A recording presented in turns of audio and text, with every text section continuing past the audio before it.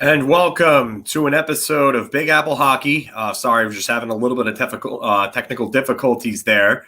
I am your host for tonight, John Volkowski. Mark Williams and Anthony LaRocco are not with me for this episode. This is just going to be a short one for breaking news. I see that you guys all have your beers going, ready to go right now in the chat. I would join you there, but I'm probably going to go to the gym after this, and I've been really good at the gym, so I'm probably not going to join on any beers after this weekend's debauchery. So, yeah, the big news, Adam Fox signed 7 years, $9.5 million, highest paid defenseman in the league, or tied with at least. Now, I know that like everyone else here, I am super excited because just like the Macho Man Randy Savage, oh yeah, the cream always rises to the top. And that's what we got with Adam Fox, brother. Oh yeah. Sorry, I had to drop one of my wrestling references in there, but technically it's those two, but yeah, But again, those guys were signed under different deals and under different circumstances before COVID. And if things were a little different, I think you'd probably be around what Adam Fox is making right now. But Carlson's contract is stupid. And so Doughty, that's another one I forgot about, actually. That's another one that's horribly overpaid. But, I mean, you got to think of it this way. You got Seth Jones at 9.5, who's a complete dumpster fire. Grant brings up a great point here. Player value is probably about $14 million a year. Yeah. Adam Fox is the highest, of the ones signed recently, I should say. My fault. My apologies there. But all the young defensemen, he's got more than Makar. He's got more than McAvoy. He's tied with Seth Jones in AAV. And we all know that Seth Jones ain't a good defenseman anymore. So to get him at the same price and to get that much more production from a $9.5 million defenseman is huge for the Rangers. Because with all of their cap issues that are going to come up, with all the contracts that they've had, the Mika Zibanejad extension, Artemi Panarin, you look at this team and you say to yourself, how are they going to fit everybody going forward? Well, it looks like Jack Eichel is more than likely out of the plan because they've got a ton of cap tied up. Henrik Lundqvist's buyout, his $1.5 million comes off the books next year. Next year, Dan Girardi and Kevin Shattenkirk, their buyouts of about 2.5 and change million. It's their final year next year. And Tony DeAngelo's 8.8 or 883K, I think it is off the books too after next season. So there is cap that opens up. It's over $3 million in dead cap that opens up after the following 2022-23 season. So that's good. But I mean, you have Jacob Trouba at $8 million, and you know he's not worth $8 million. I mean, even though he's playing better lately. But yeah, Cale Makar is definitely not on Adam Fox's level. Makar is an offensive dynamo, but he is awful, and I mean awful defensively. And Adam Fox, you know what? You're right, Mike.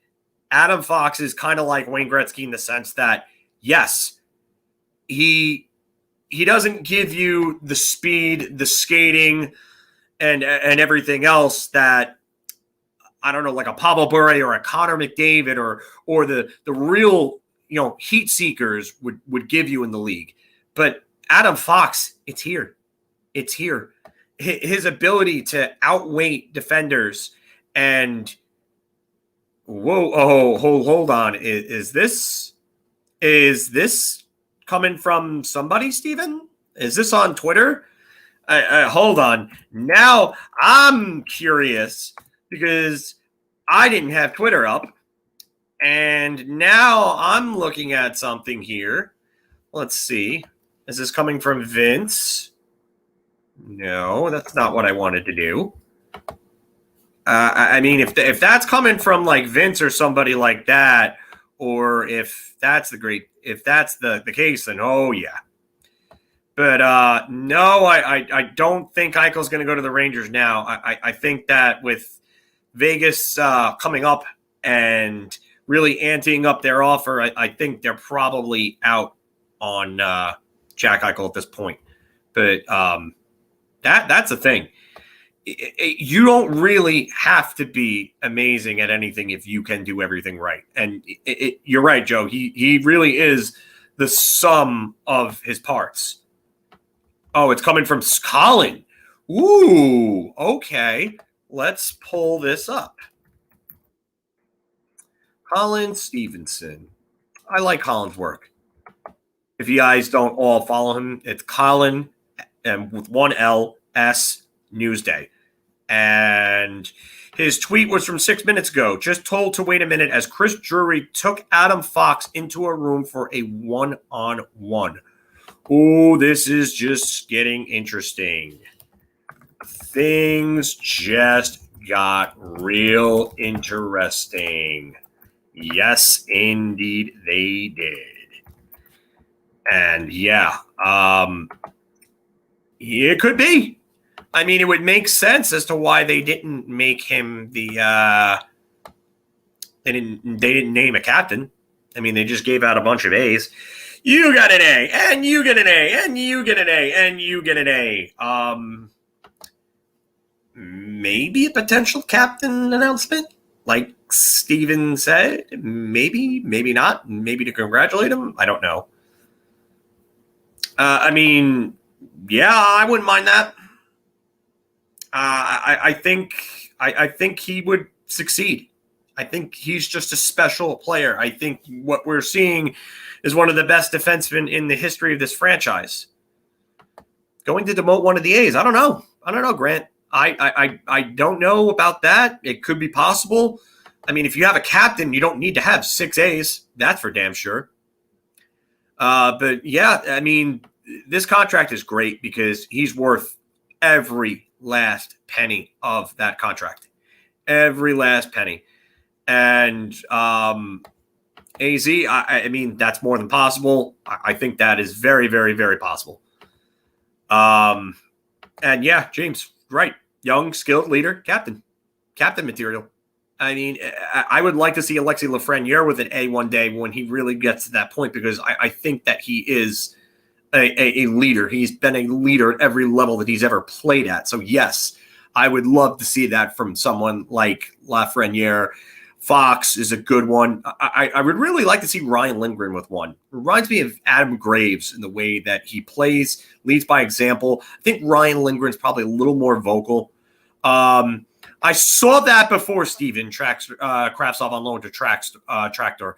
So yeah, that's going to be that goes to show me that he's probably done as a Ranger. Not that we already didn't know this, but I mean, it sucks. Especially after I got the jersey from you, sir, that I won in the giveaway. But another Russian player that won't play for the Rangers, whose KHL jersey that I had. Unreal. I should probably not get Russian prospects KHL jerseys while they're Rangers. I have a bad track record with them, considering that the other one was Sharapanov. Yeah, I think I need a beer after that one. But yeah, I love this contract. I love the player. I can't say enough about the player. I think that he's truly special in the way that he thinks the game, outweights defenders, forecheckers, can move the puck. I've seen him make plays with 3 guys on him behind the net, and he still somehow gets the puck out, and I just don't understand it. As someone who plays defense and has been playing defense in the better part of the last 20 years, I don't understand how Adam Fox does the things he does. And I see them, and I can break them down, and I can, analyze them in a way, but I still don't fully understand how he can physically do what he does, and just how he's just so good at moving the puck and outweighting the opposition. It just doesn't make sense at times. It doesn't. But I love it. I love watching it. And I often crack up because I just find that he just does things that make people just look stupid. And his vision is just unreal. It's unreal. The play with Panarin the other night, or last night rather, for the game winner was just unreal. Unreal. And you know what? I like this comparison, actually. Adam Fox is Pavel Datsyuk on defense. Yeah. Small, undersized for his position, but surprisingly physical and very deft at being able to take the puck, great at getting body position, and just a super, super, super high hockey IQ. And yeah, Justin, I might have to join you on that. I might. It just, oh my God. At the very least, I've got to get myself an Adam Fox jersey. I mean, I don't wear jerseys a ton. I'm not going to lie anymore. I'm more of a collector than anything. But, oh my God. Fox is someone I have to get. But I want the Liberty jersey and I want Fox on it. That would be great. But I mean, in a pure contract standpoint, it's amazing to see that the Rangers kept him under $10 million. And yeah, those head and shoulder fakes are just above anything. He's just so good at those.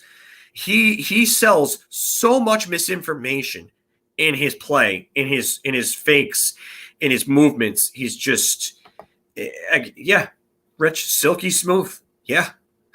Can't say it better than that.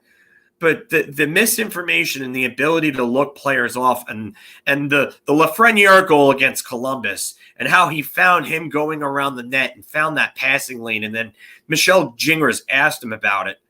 And he just explained it in such a nonchalant kind of like, you could call him fake news. Yeah, his stick handling is kind of like how Magic Johnson was with basketball. It just incredible how he could just dish the way that he does and just the things that he does. And like, even though his skating is not elite, it's still very good. And you know what the scary part is I would love to see if they put him with like a skating and strength and conditioning coach. Not that he needs it or anything, because he's obviously good enough as is. But could you imagine if he somehow improved those even more? Forget about it. And 2 second-round picks. Thanks, Carolina. We're gonna thank you for him, and in a few years, we're gonna thank you for Laugh too, baby. We're gonna thank you for Laugh as well. Not that we haven't already, but we're really gonna be thanking you for Laugh in a couple of years. But way better than Hannafin. Yeah, that goes without saying, my friend. That goes without saying. And Braden Schneider, since it doesn't look like Jack Eichel's happening, so Braden Schneider doesn't seem like he's going anywhere anytime soon. That's gonna be a player. That's gonna be a player. I can see him being like Ryan Lindgren, but maybe with a little more offense to his game. Because I think eventually that shot's gonna get better. I think that his skating is very good. And I just think that the upper body strength, and he's another one. Braden Schneider is so incredibly strong for someone his age and size, just on upper body strength alone. Wait until they really work on his core. Wait until the strength and conditioning coaches of this team, this organization, get their hands on him and really, really work out like the rest of his body. He's going to be a monster, and he might even have one more tiny little growth spurt in him. Could you imagine him getting up to 6'3", 6'3.5", maybe 6'4"? Brandon Dubinsky did it at that age. Just remember that. It can happen. It's physically possible, people.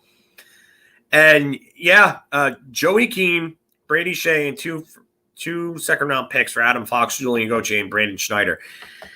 While that's technically not the actual trade, yeah, that was what was sent, and that was what came back overall. And yeah, Steven's right. It's a steal. It's a steal. And Carolina they can do whatever they want to us in that little bubble series.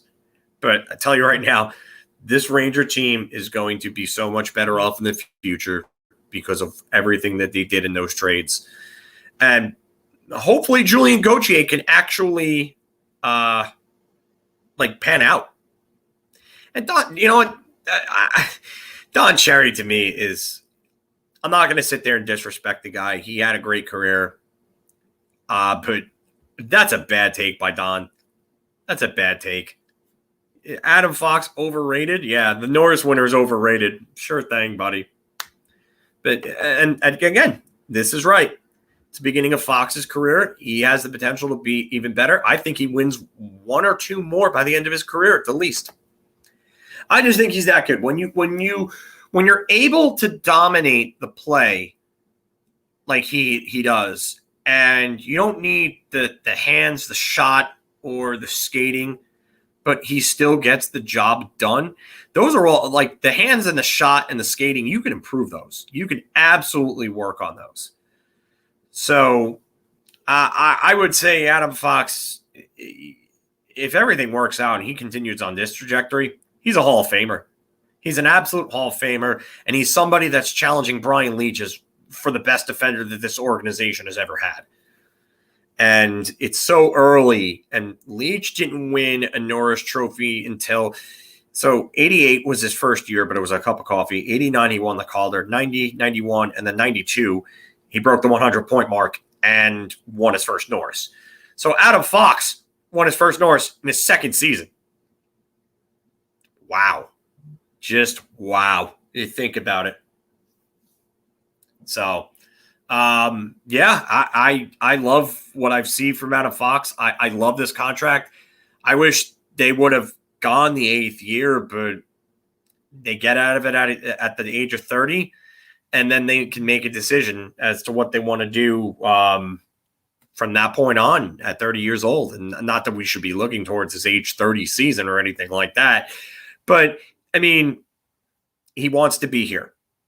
And he probably could have gotten more, but he took a little bit less, just like Artemi Panarin took a little bit less.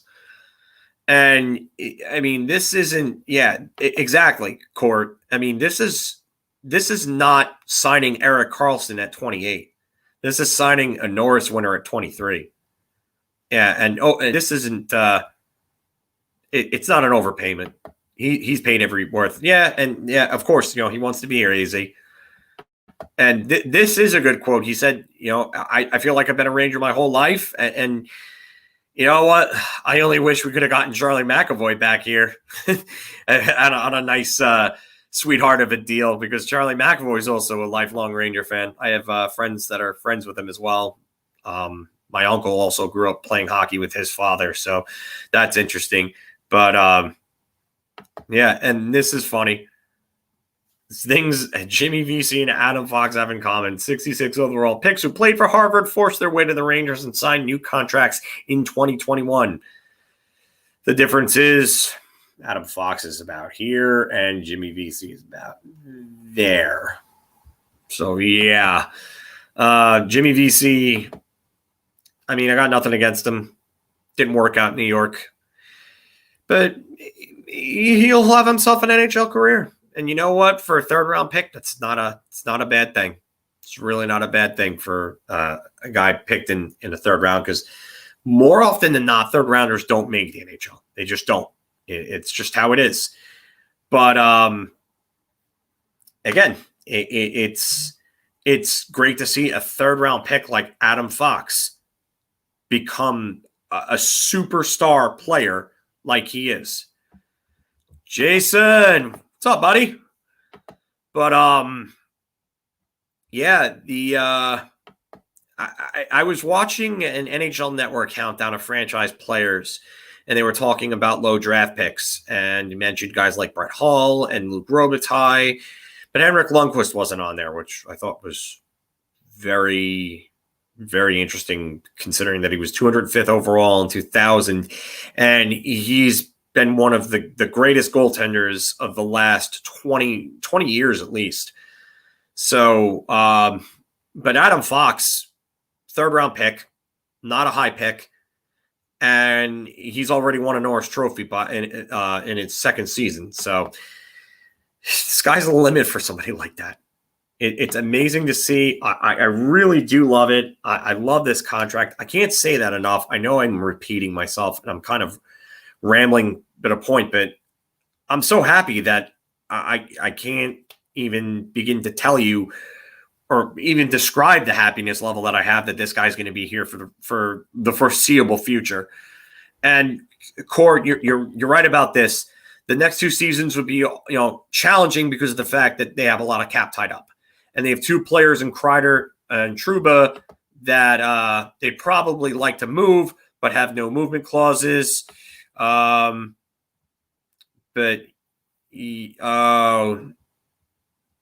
no. Okay. All right. So Colin, update. My tweets from hours ago didn't post when I sent them, but they're posting now. It's been that kind of day. So Colin didn't. Yeah, I just read that, Steve.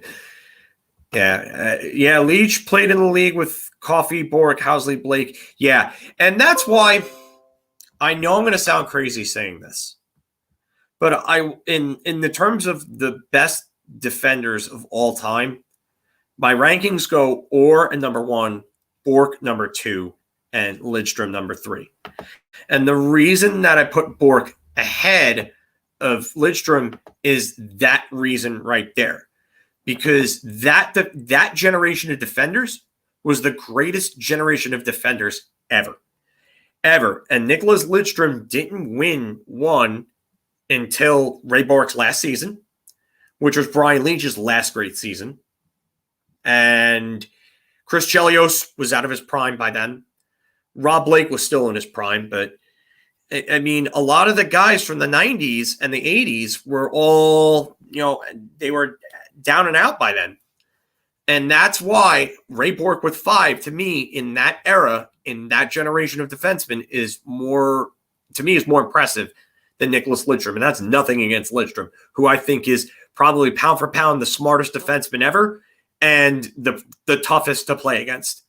Because his gap control was ridiculous. His smarts were incredible. And then his ability to gain body position on anyone was just unparalleled. And and what's up, Dylan?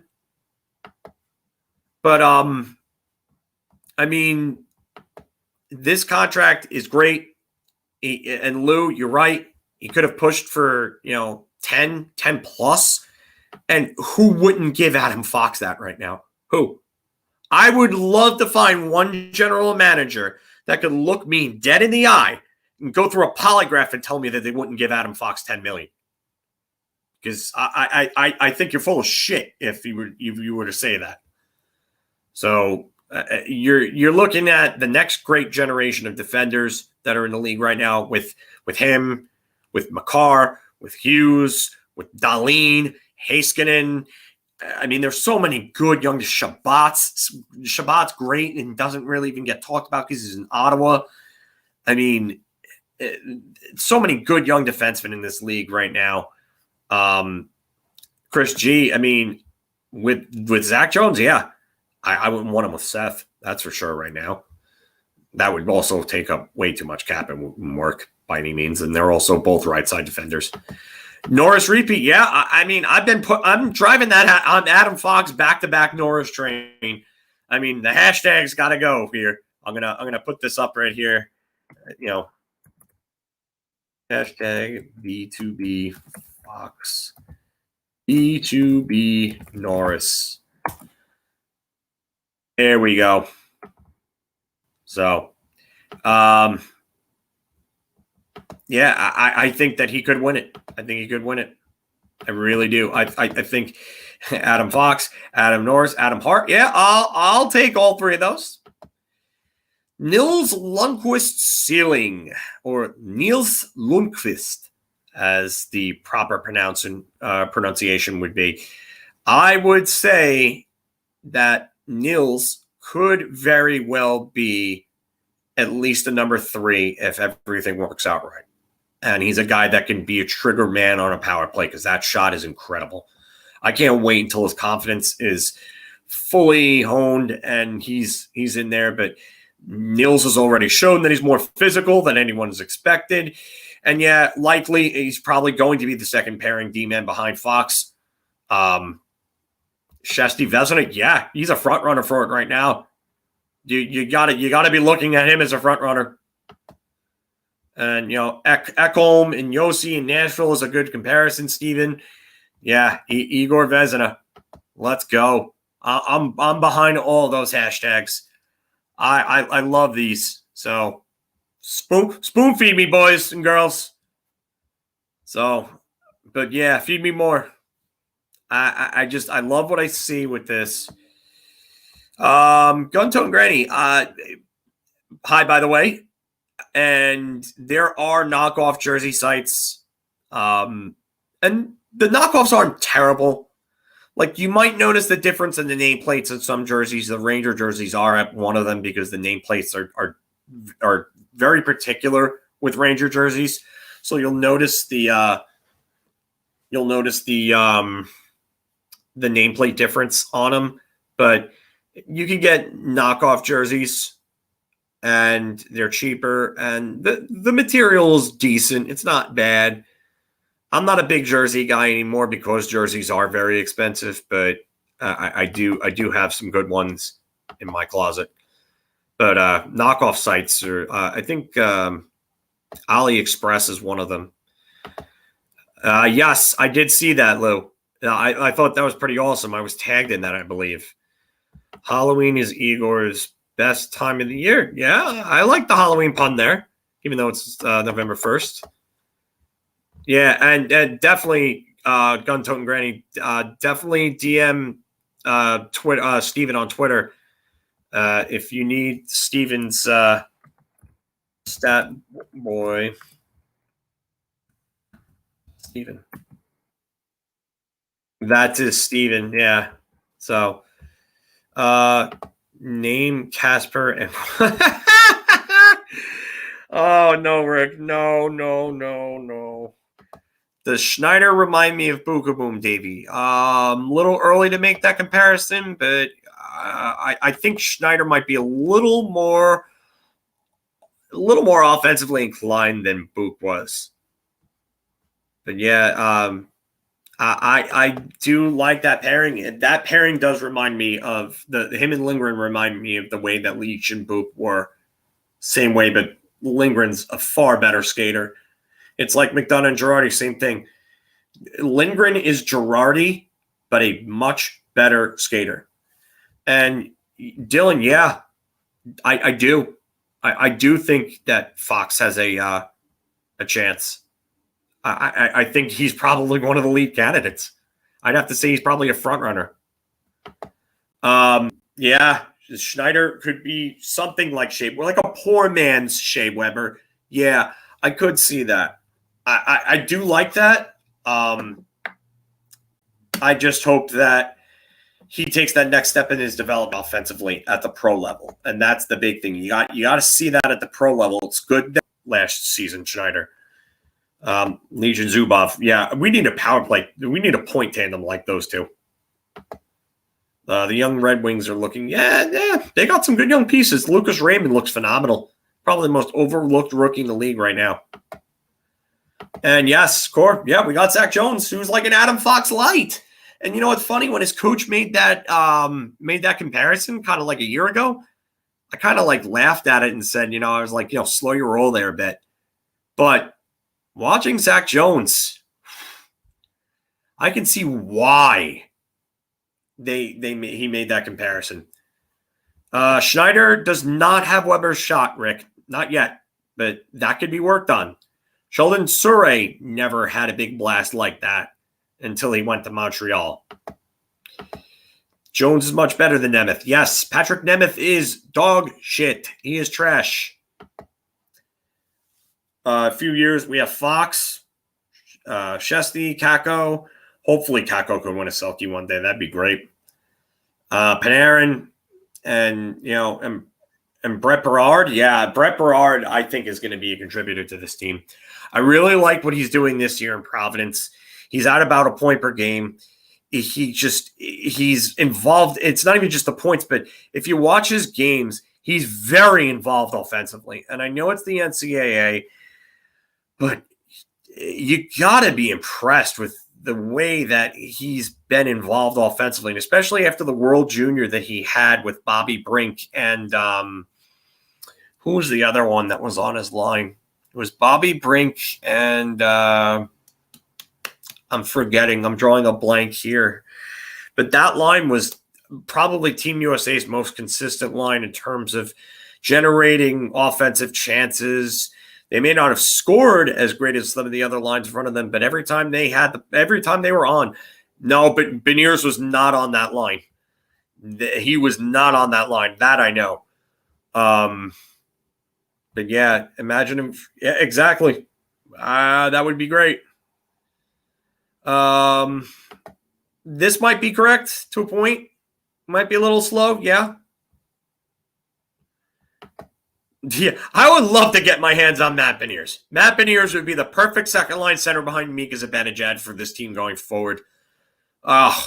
Skilled, smart, hardworking, doesn't give up on plays. Just, oh, man.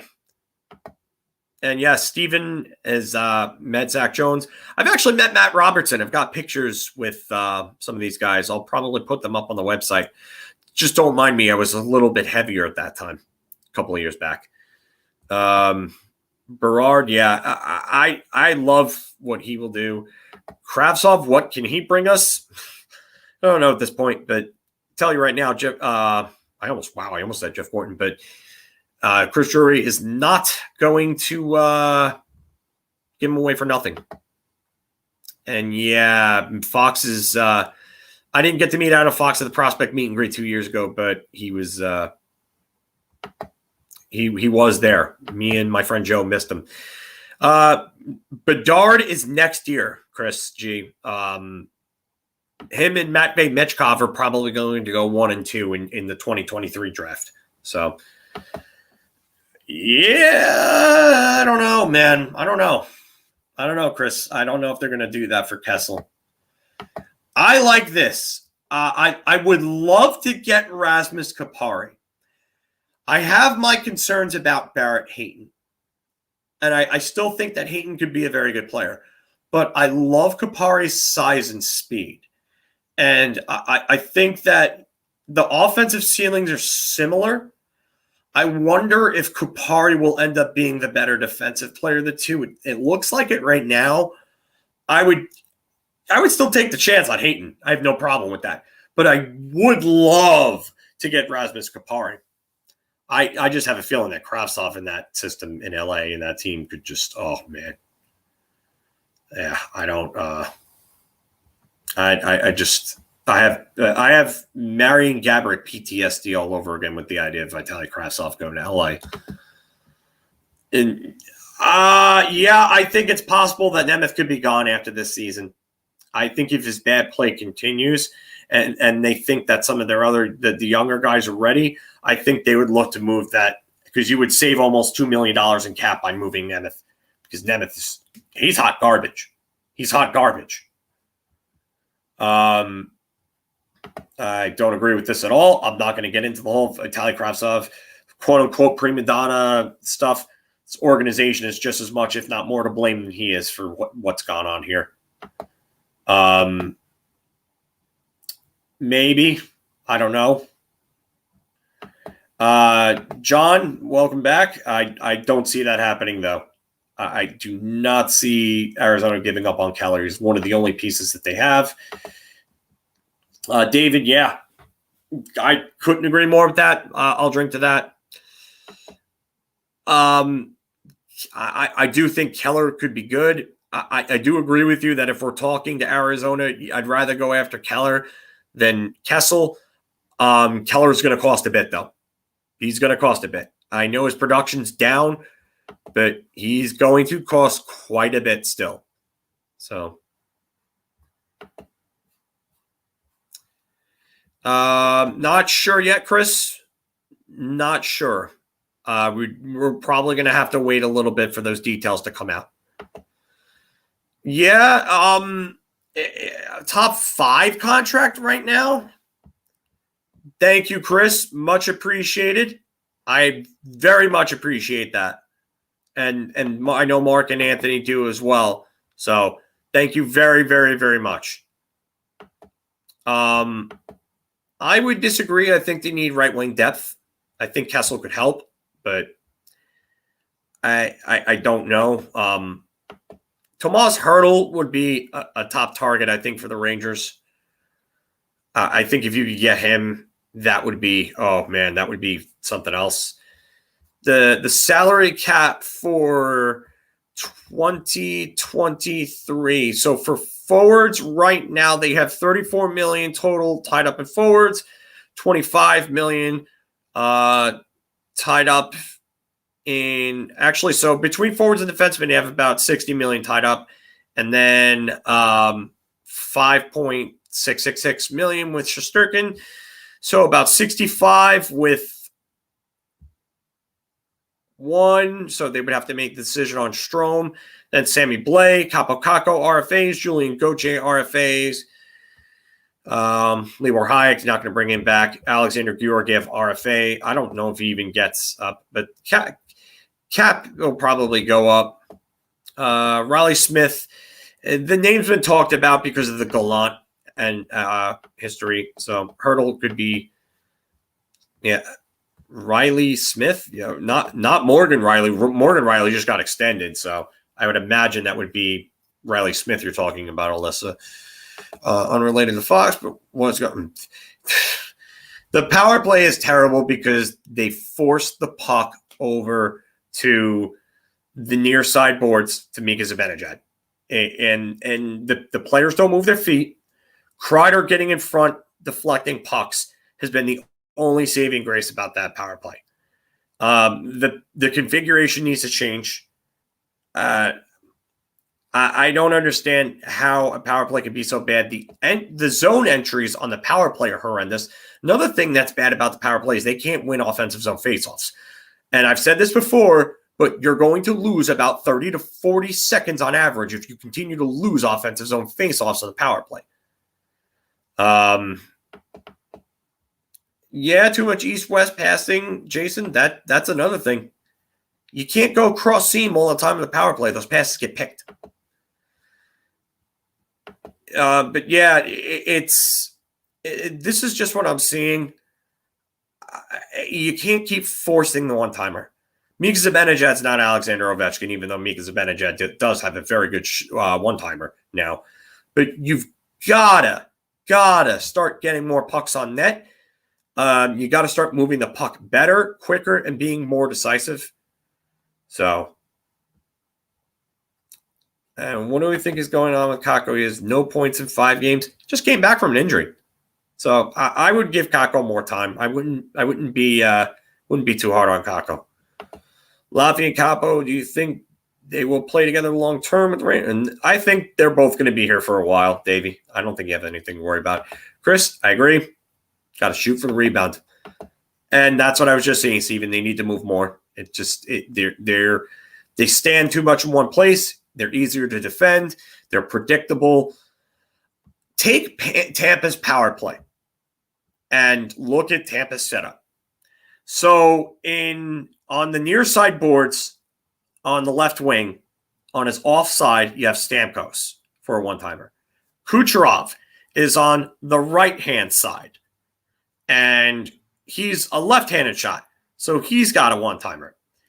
And then you have Victor Hedman at the point. Braden Point is the bumper guy. And then Andre Palat is somewhere circling around and everything.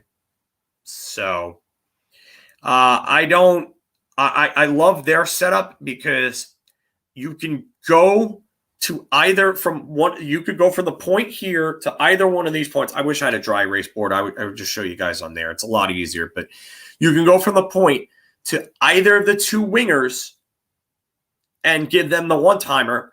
And if they fake the one-timer, they could go to Braden Point in the dead space in the slot. And that's the bumper play.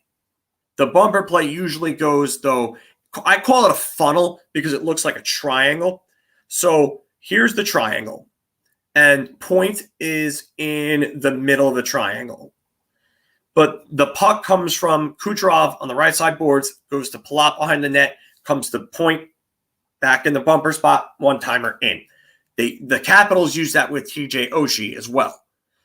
I don't know if I would put Laf in the bumper. That's possible. It could work. I could see Mika Zibanejad being there, but Artemi Panarin needs to be where Mika Zibanejad's spot is right now.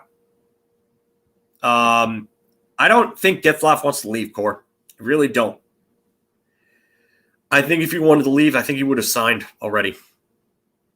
But maybe Anaheim trades him. I don't know. I doubt it, though.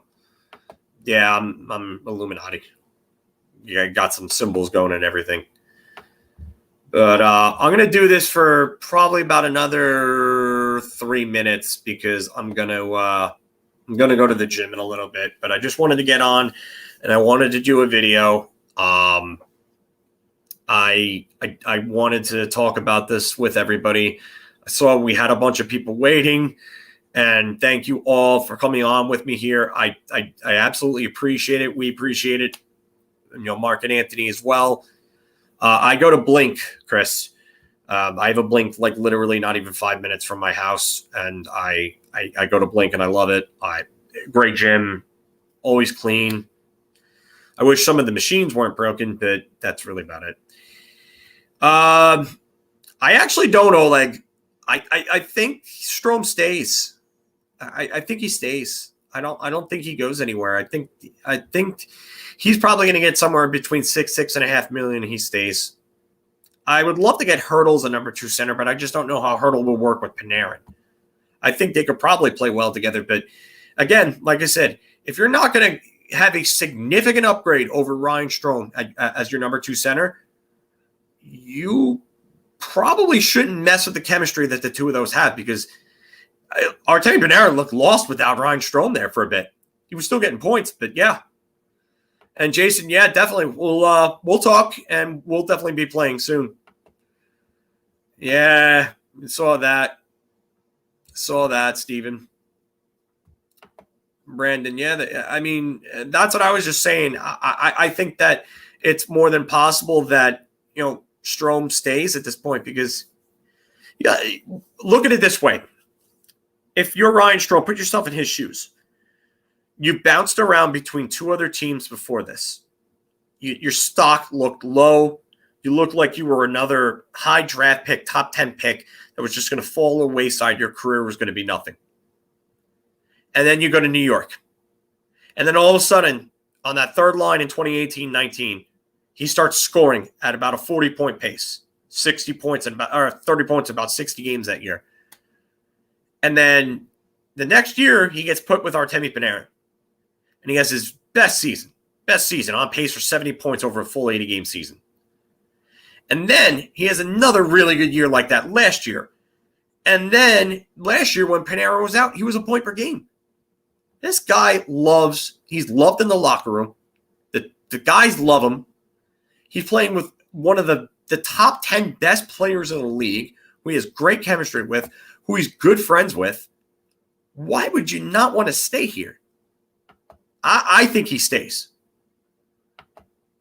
And good for Cole Caulfield, Rick. Good for Cole Caulfield. You know what? It's his contract status is also a little different from Vitaly Kravtsov's. That's part of it, though, Rick. I think you should probably do a little more research on that, though. I'm just going to leave it at that.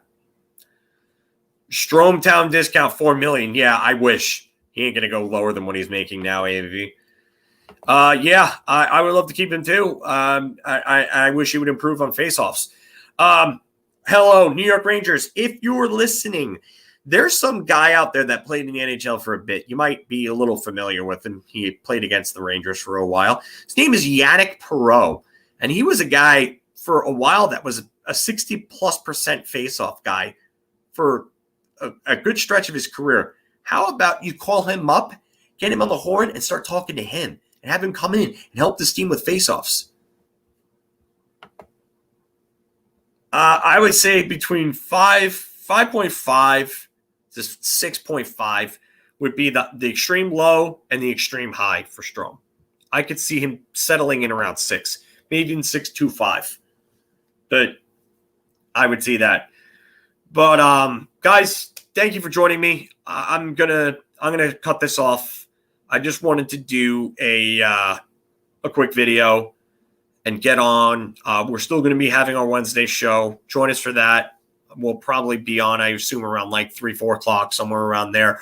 Mark will schedule it. You'll get the notifications. Steven, let me know when you guys are going on, when you and Tyler are going on. I'd love to come on with you guys sometime. And Adam Fox is a Ranger, and he's a Ranger for a long time. Today's main topic was Adam Fox. We'll talk about that again on our weekly video on Wednesday, Polynesian. So definitely join us for that. But again, thank you all for joining. I appreciate it. We appreciate it. Keep coming back for more content. Tomorrow, 4 p.m. Eastern. I'll make sure that I am there then, and I will join you. Yeah, Adam Fox got traded for McDavid. Yeah, I wish. But yeah, so thank you very much. Thank you all for joining us. Adam Fox, baby! Just because I had to drop the WWE reference there with Adam Cole. So everybody, let's go Rangers and have a great night.